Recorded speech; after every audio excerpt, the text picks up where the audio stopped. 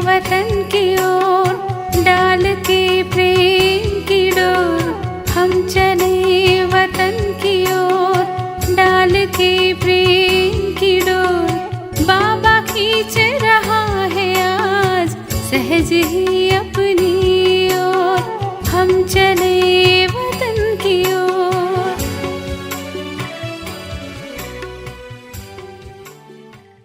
இன்று பட்டியின் நிறைவா அல்லது பட்டியின் நடைமுறை பரீட்சையின் ஆரம்பமா? நீங்கள் இப்பொழுது எங்கு சென்று கொண்டிருக்கிறீர்கள்? பரீட்சை ஹாலுக்கு சென்று கொண்டிருக்கிறீர்களா அல்லது அவரவருடைய ஊர்களுக்கு சென்று கொண்டிருக்கிறீர்களா? எப்பொழுது பரீட்சை ஹால் என்று புரிந்து கொள்வீர்கள் என்றால் நடைமுறையில் தேர்ச்சி பெற்று காண்பிப்பீர்கள். நம்மளுடைய வீட்டிற்கு சென்று கொண்டிருக்கிறோம் என்று அப்படி நினைக்காதீர்கள். மிக பெரிய பாடம் படித்து மிக பெரிய பரீட்சை எழுதுவதற்காக பரீட்சை ஹாலுக்கு சென்று கொண்டிருக்கிறோம். சென்டரில் எதுவரை படித்து கொண்டிருக்கிறீர்கள் என்றால் அது பள்ளியின் படிப்பாகிவிட்டது.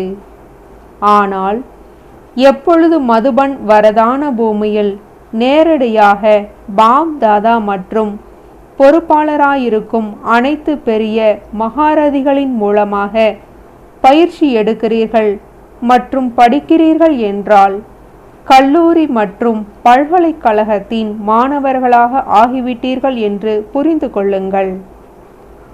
பள்ளியின் பரீட்சை மற்றும் பல்கலைக்கழகத்தின் பரீட்சையில் வித்தியாசம் இருக்கிறது இல்லையா?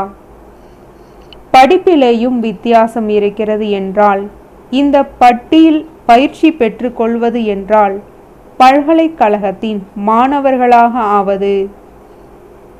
அப்படி இப்பொழுது பல்கலைக்கழகத்தின் பரீட்சை எழுதுவதற்காக சென்று கொண்டிருக்கிறீர்கள். பல்கலைக்கழகத்தின் பரீட்சைக்கு பிறகுதான் தகுதியும் பிராப்தியாகிறது. அதேபோல் பட்டியில் வந்த பிறகு யார் நடைமுறை பரீட்சையில் தேர்ச்சி பெற்று வெளியாகுகிறார்களோ அவர்களுக்கு நிகழ்காலம் மற்றும் எதிர்காலத்தின் பதவி மற்றும் நிலை பிராப்தியாகிறது. எனவே இதை சாதாரண விஷயம் என்று நினைக்காதீர்கள். இதற்கு முன்பு சென்டரில் படித்து கொண்டுதான் இருந்தீர்கள், பரீட்சையும் எழுதி கொண்டுதான் இருந்தீர்கள். ஆனால் இது பல்கலைக்கழகத்தின் பரீட்சை. பாப் தாதா மூலமாக திலகம் மற்றும் முத்திரை இட்ட பிறகு ஒருவேளை யாராவது நடைமுறை பரீட்சையில் தோல்வி அடைந்து விடுகிறார் என்றால் என்னவாகும்?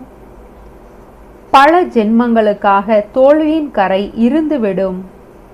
எனவே ஒருவேளை ஏதாவது தோல்வி அடைவதற்கான சமஸ்காரம் மற்றும் தன்னுடைய நடத்தையின் உணர்வு ஏற்படுகிறது என்றால் இன்றைய தினத்தில் அந்த இருந்துவிட்ட கரை மற்றும் பலகீனமான நடத்தை மற்றும் சமஸ்காரத்தை அகற்றிவிட்டு செல்ல வேண்டும். பரீட்சை ஹால் சென்று பரீட்சையில் தோல்வி அடையக்கூடாது. புரிந்ததா? அவர்கள் பரீட்சை வைக்கிறார்கள், அதுவும் எளிதாக உள்ளது. ஆனால் இறுதி எண் மற்றும் மதிப்பெண்கள் பரீட்சைக்கு பின்னர் கிடைக்கிறது. ஆகையால் நினைவு மற்றும் திருஷ்டியில் மாற்றம் கொண்டு வந்து செல்ல வேண்டும். ஒவ்வொரு வினாடியும் எனது பரீட்சை நடந்து கொண்டிருக்கிறது என்ற நினைவு இருக்க வேண்டும். பார்வையில் படிப்பிப்பவர் தந்தை மற்றும் படிப்பவன் நான் மாணவன் ஆத்மா ஆவேன் என்பது இருக்கட்டும்.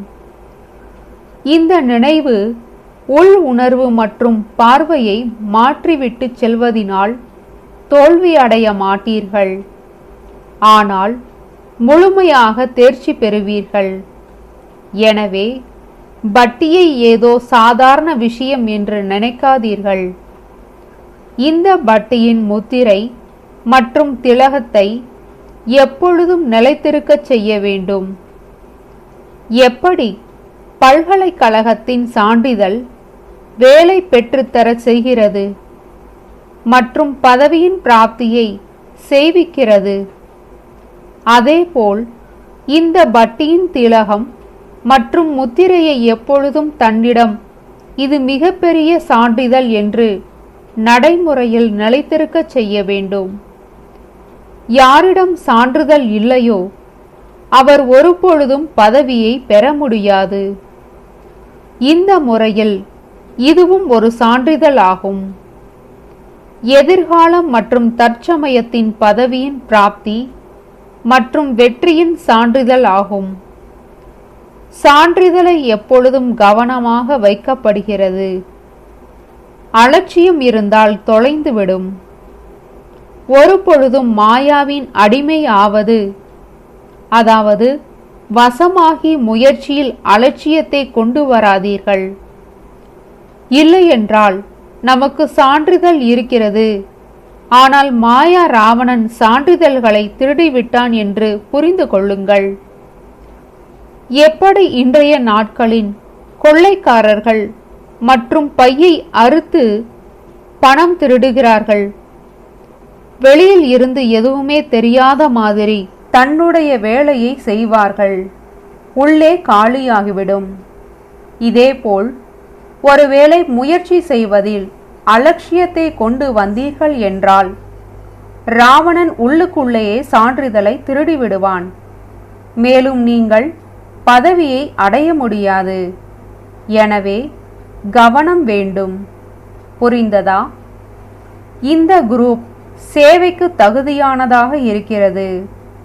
இப்பொழுது என்னவாக ஆக வேண்டும்?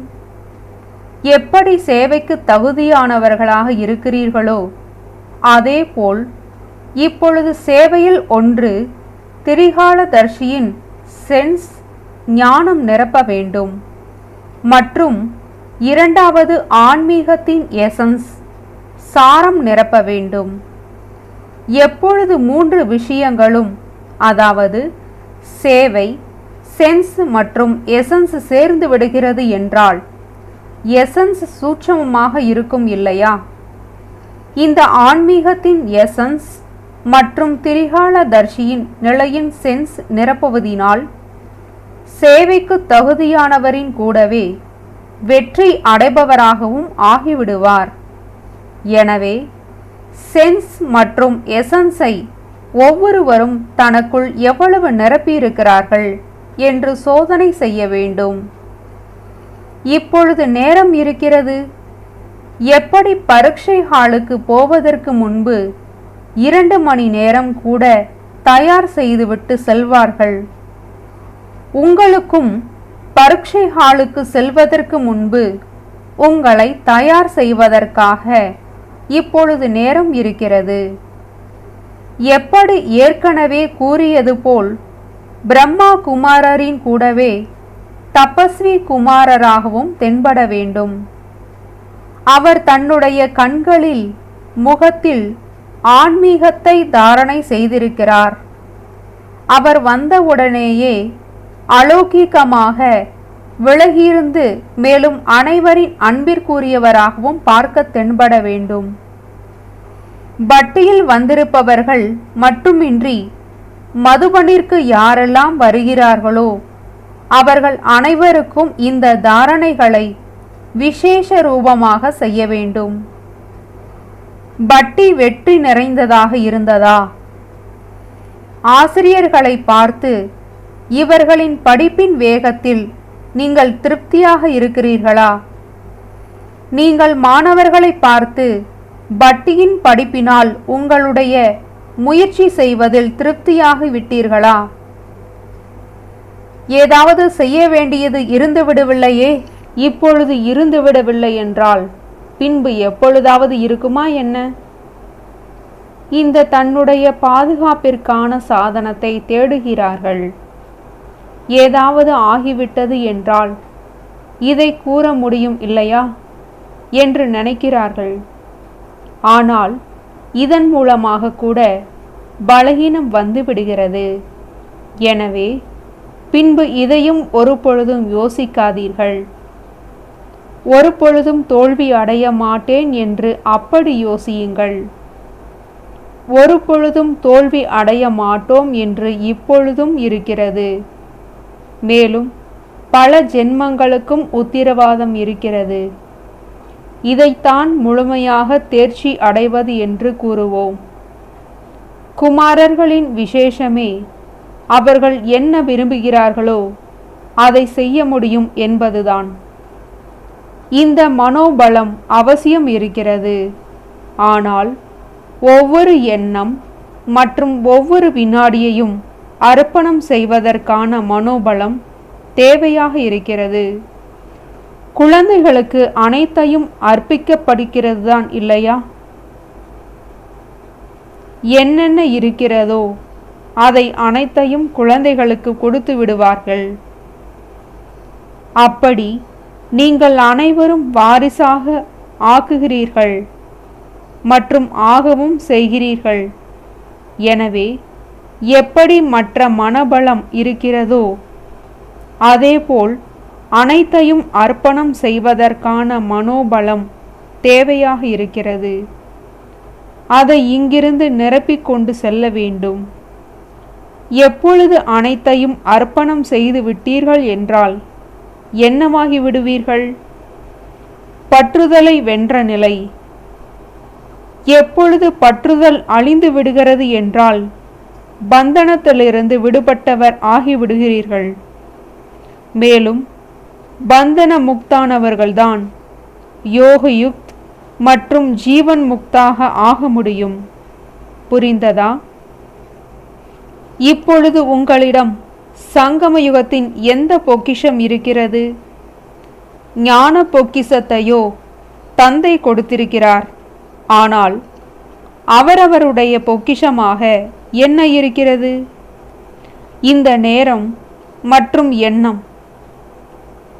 எப்படி தந்தையோ முழுமையாக தன்னை அர்ப்பணம் செய்தார், அதேபோல் உங்கள் அனைவரின் எண்ணமாக என்ன இருக்கிறதோ அதையும் அர்ப்பணம் செய்ய வேண்டும். எப்படி ஸ்தூலமான பொக்கிஷத்தினால் என்ன விரும்புகிறீர்களோ அதை அடைய முடியும். அதேபோல்தான் இந்த நேரத்து பொக்கிஷமான நேரம் மற்றும் எண்ணம்.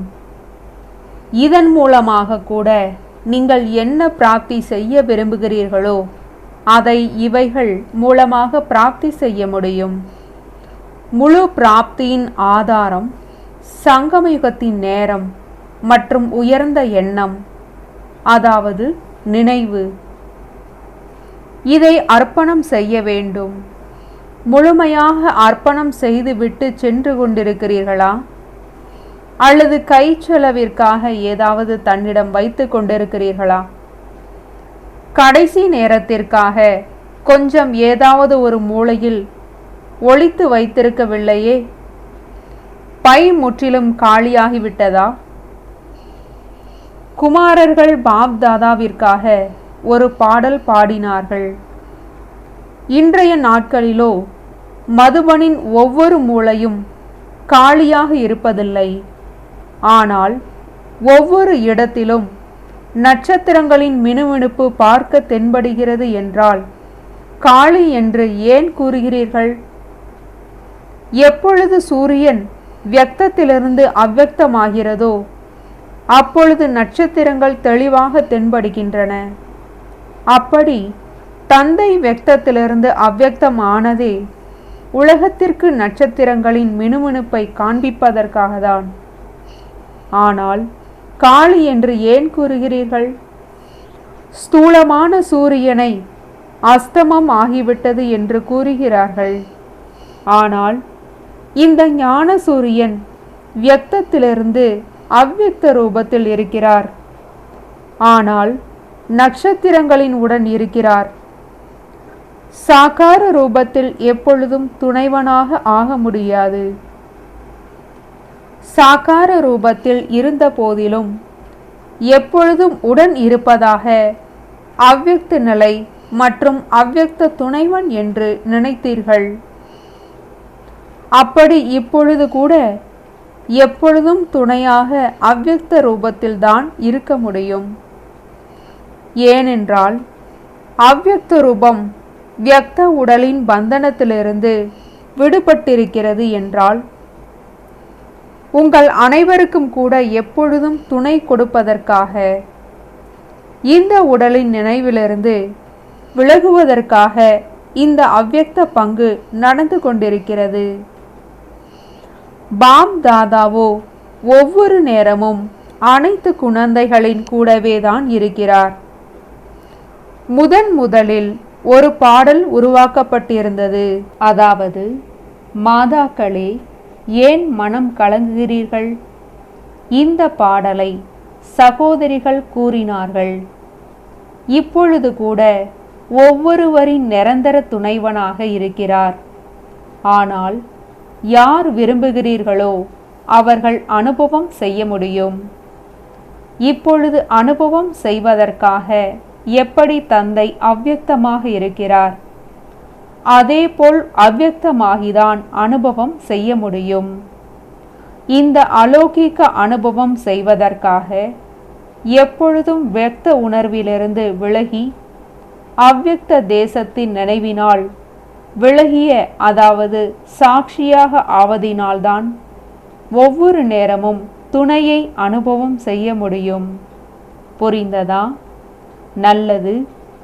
வரதானம்: ஈஸ்வரிய சேவையின் பந்தனம் மூலமாக நெருங்கிய சம்பந்தத்தில் வரக்கூடிய ராஜ குடும்பத்தின் அதிகாரி ஆகுக. ஈஸ்வரிய சேவையின் பந்தனம் நெருங்கிய சம்பந்தத்தில் கொண்டு வரக்கூடியது. எவ்வளவு ஒருவர் சேவை செய்கிறாரோ அவ்வளவு சேவையின் பலனாக நெருங்கிய சம்பந்தத்தில் வருகிறார். இங்கே சேவாதாரியாக இருப்பவர் அங்கே ராஜ குடும்பத்தில் அதிகாரியாவார். எவ்வளவு இங்கு கடுமையான சேவை செய்கிறாரோ அவ்வளவு அங்கு ஓய்வாக சிம்மாசனத்தில் அமர்ந்திருப்பார். மேலும் யார் இங்கு ஓய்வாக இருக்கிறாரோ அவர் அங்கு வேலை செய்வார். ஒவ்வொரு வினாடியின் ஒவ்வொரு வேலையின் கணக்கு தந்தையிடம் இருக்கிறது. ஸ்லோகன்: சுய மாற்றம் மூலமாக உலக மாற்றத்தின் எண்ண அதிர்வலைகளை மிக வேகமாக பரப்புங்கள். நல்லது. ஓம் சாந்தி. तुम बच्चों को तो सर्विस करनी है, जो बाबा कहते हैं सबको ये बताओ कि देखो तुम्हारा एम एंड ऑब्जेक्ट ये है, एक गीता है बढ़िया, ये राजयोग है ना बच्चे। कैसे है राजयोग? बिल्कुल सहज है कि बाप को याद करो तो ये वैसा मिलेगा तुमको। ओम शांति।